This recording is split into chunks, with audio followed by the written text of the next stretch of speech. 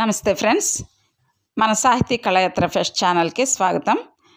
Dear friends, ఈరోజు మనం తెలుసుకుందాం శీర్షికలో సముద్రపు గాలి మన శరీరానికి మంచిదేనా, సముద్రపు గాలి మన శరీరానికి మంచిదేనా అనే విషయం తెలుసుకుందాం. మరి వీడియోలోకి వెళ్ళబోయే ముందు ఇంకా ఎవరైనా మన ఛానల్ని క్రొత్తగా చూస్తున్నట్లయితే తప్పనిసరిగా సబ్స్క్రైబ్ చేసుకోవాల్సిందిగా మనవి చేస్తూ ఉన్నాను. అదేవిధంగా ఈ వీడియో మీకు నచ్చితే తప్పనిసరిగా లైక్ చేయండి. Please like, share and subscribe. ఈరోజు మనం సముద్రపు గాలి మన శరీరానికి మంచిదేనా అనే విషయం తెలుసుకుందాం. సముద్రపు గాలి మన శరీరానికి మంచిదే. సముద్ర తీరపు వాతావరణం మన శరీరంలోని శ్వాసావయవాలకు, చర్మానికి మేలు చేస్తుంది. రక్త ప్రసరణాన్ని అభివృద్ధి పరచడమే కాకుండా దేహానికి కావలసిన రోగ నిరోధక శక్తిని అనగా ఇమ్యూనిటీని పెంపొందిస్తుంది.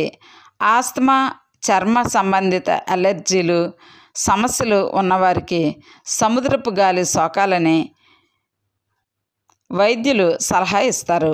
వేసవిలో వీచే సముద్రపు గాలిలో నీటి ఆవిరి శాతం ఎక్కువగా ఉండడంతో శరీరంపై చెమట పోసి అసౌకర్యానికి గురిచేసిన ఆ గాలుల్లో కాలుష్యం లేనందున మిగతా కాలాల్లో శ్వాసకోశ వ్యాధులు ఉన్న వారికి అనుకూలంగా ఉంటాయి. ఆ గాలుల్లో ఉప్పుతో కూడిన అతి చిన్న సముద్రపు నీటి కణాలు, అయోడిన్, మెగ్నీషియం లాంటి మూలకాలు ఉండడం వల్ల ఇవి మన శ్వాస సంబంధిత మార్గాల్లో శ్లేష్మం చేరకుండా ఉంచుతుంది.